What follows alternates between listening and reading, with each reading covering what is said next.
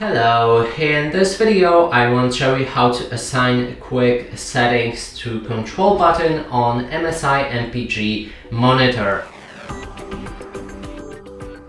To do this, first we'll need to click on the control button behind the right side of our screen, scroll down to the nav key. Here you can find up, down, left and right motion.